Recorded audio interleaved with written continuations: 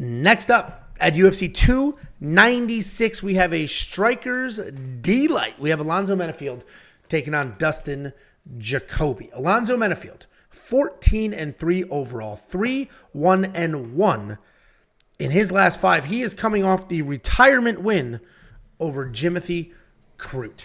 He's taking on Dustin Jacoby. This guy's 19-7 overall, 3-2 in his last 5. He's coming off the skid-breaking win. Oh, man. Look, Angelo stumbled. Angelo stumbled, everyone. Well, I was trying to figure out the best way to word that. No. But he was on a bit of a skid, and then he smoked Kennedy and Nchukwu, and all of a sudden, he's not on a skid anymore. And this is a striking matchup. Alonzo Menifield, wildly powerful striker. The technical stuff isn't really there, but he throws everything with intent. He will come forward. He will just rain down punches, and he has plenty of cardio. Early in his career, cardio was a knock. He's proven us all wrong. The cardio is there. He comes forward. He hits hard. What are you laughing at? I'm not supposed to interrupt, but this is good here. This is good. Don't interrupt. Sit on it. Just you keep that energy. Anyway, he's coming off that win over Jimmy Crute. The fight before that, he knocked down Jimmy Crute a bunch of times, beat the hell out of him, and then the point was taken away. It was a draw. They do the rematch. He actually submits Jimmy Crute, and then Jimmy Crute retires. But Alonzo Menifield, big, strong, athletic, hits very hard, has plenty of cardio. He's taking on Dustin Jacoby. This guy's a high-level kickboxer. I'm going to say he doesn't really have a ton of knockout power, but he just knocked out Kennedy and Nchukwu. He has knocked out a few people.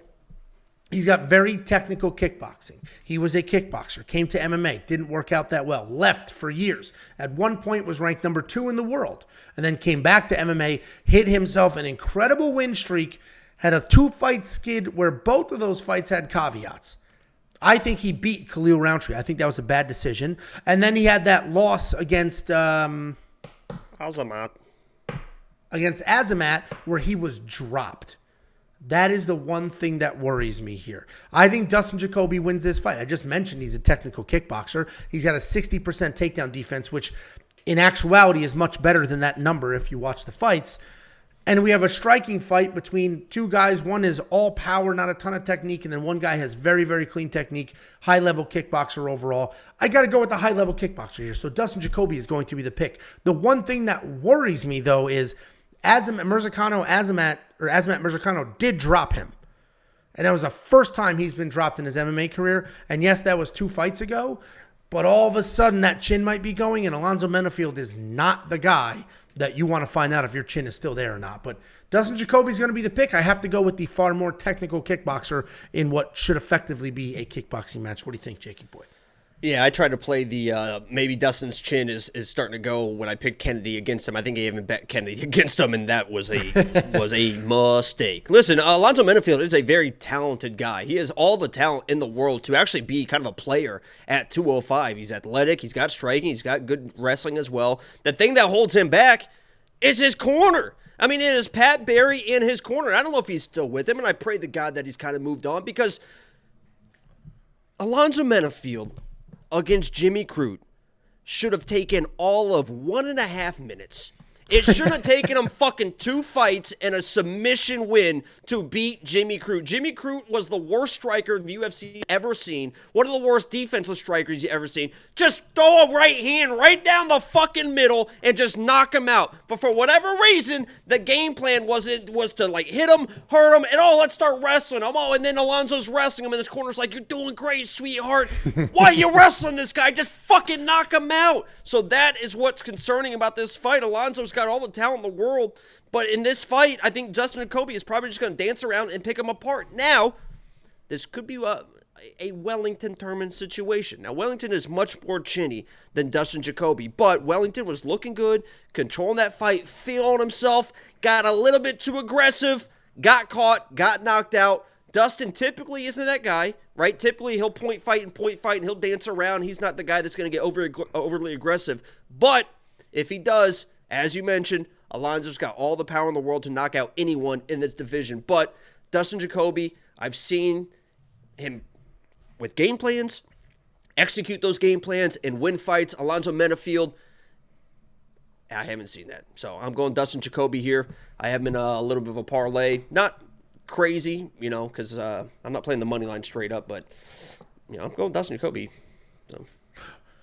I am surprised that the odds are widening as much as they are. I would have assumed it would tighten because of how dangerous Alonzo Menifield is. But, maybe I don't have a bet here because I do worry about the chin. And Alonzo's going to find out.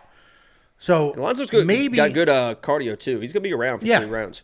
He did not have cardio. And then when he fought Ed Herman, all of a sudden he had a ton of cardio. And ever since that fight, he's had plenty of cardio. So he can go the distance. That's why I'm wondering if Alonzo Menifield inside the distance decision, no action, may be a good bet. You have the odds on that? I can find it. Yeah, some of those are wild this week. I'll tell you that. Alonzo Menifield, by the way, was my... Go ahead. Excuse me, you. What the fuck? Yeah, that's what I'm saying. I would never do that again if I were you. This is how the fight started. Because you're like, if you were near me, I'd slap your face. And I said, then let's just actually fight. And you're like, yeah, February. And now it's almost February. And that's what I'm worried about. I'm worried I'm going to beat the fake confidence out of you. And honestly, that fake, I think I can do things in this world confidence makes the show work. So stand up and do a side profile. Tiffany's right. It may kill the show. Stand the up fatter I am, profile. the worse it is for you. Stand up and side profile. Okay, this is so stupid. Oh, look, see? Wait. Yeah, side profile. Let's suck that. Suck that shit in. You're gonna be out of breath sucking that in. This has sucked. That sucked. Yeah, I bet. Oh yeah. Nice nipples, huh? Thank you so much. One of them was pierced. One of them's Go ahead. tattooed. That's my thing. That's how we met when I was washing my Miata. You were walking by shirtless in the sun, just glistening. Caught my eye, and that spawned. Here we are. Let's go. I already broke down. You were looking at the odds. For Alonzo Menifield wins inside the distance decision, no action. Oh, Jesus. Yeah, we'll sit here. Oh, you want that? Actually, here you go. Get out the checkbook, baby. Plus 170. Yeah, that's solid, right? Because I don't think Dustin will finish him. That's a good bet. Thank you so much. I'll place that right now. That's what I do. Thank you so much. Well, don't tell them. If you want to see what bets Jacob has, placing it right the fuck now. Today at WeWantPicks.com. Click Become a Member. It's only $10 a month. He may or may not place this bet. And you may or may not see it there. It's placed. $7,100 for Alonzo Menifield in DraftKings. 100% needs some exposure to him in the large field tournament, without question. But Dustin Jacoby's not worth $9,100. He does not score that well. Obviously, when he gets a finish, he scores well. But Dustin is a point-fighting striker. That's not the DraftKings scoring system. That's just not how that works. So I'm not going to have Dustin in the lineup, but Alonzo, potentially in a large tournament lineup, might make some sense. WeWantPicks.com. Click Become a Member at the top. It is only $10 a month. What was the thing you found before that you were going to say? A Toastmasters thing? Yeah, you said that you were a member of the Toastmasters, which really kind of makes sense because Toastmasters International is a nonprofit educational organization that builds confidence and teaches public speaking skills through a worldwide network of clubs that meet online and in person. This was in person, yeah. What was so funny about that? How do you think I'm so successful in real life? Public speaking. You're afraid to go to a restaurant that's crowded. Toastmasters could have served you well. Yeah, sorry about COVID.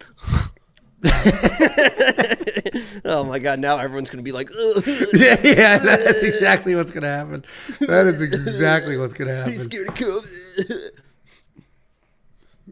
I mean, you should be. You are a bit fragile, and you do I have some cancer genes survivor. in you. Yeah. I am a cancer survivor, so I got to be They hit more the careful than old, most. the weak, and the cancer more than anybody.